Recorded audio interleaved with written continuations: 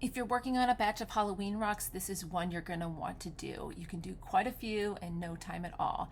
Start by placing down either acrylic paint or paint pens, water-based, on your stone, and then apply some water. This is going to give you a fun, washed out, watercolor looking background to your rock. Work that color all the way out to the edges and then set it aside to dry. You can work on multiple stones at once.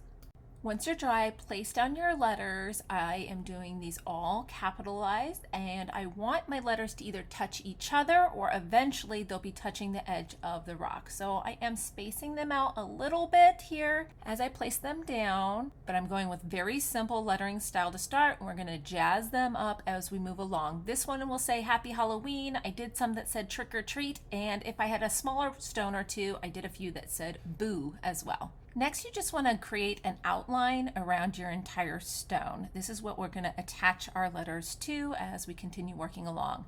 Now, letter by letter, we're going to bring some of our edges of our letters all the way out to the edge of our stone. We're going to thicken everything up. Just work one letter at a time, giving them a little bit of thickness. I like this kind of lumpy, bumpy look you're going to see as I move along. Kind of reminds me of tree roots.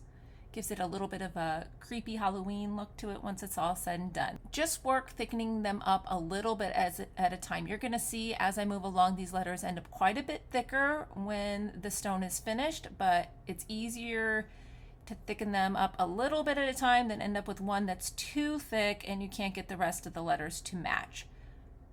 So I connected my L to the top, I'm doing my H to the top, a little to the bottom. Some of the letters are still technically floating, but they are attached to another letter.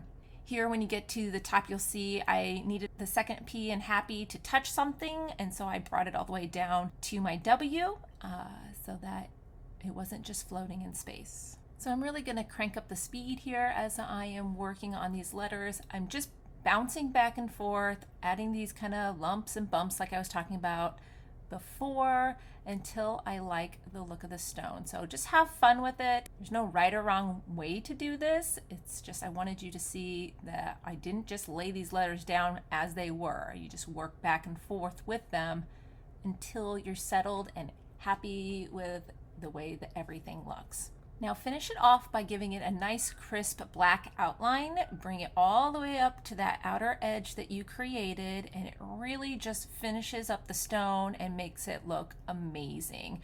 I did a bunch of these in my batch of 100 rocks last year for our trick-or-treaters. Make sure you're subscribed to the channel so you don't miss any of those tutorials when they come out.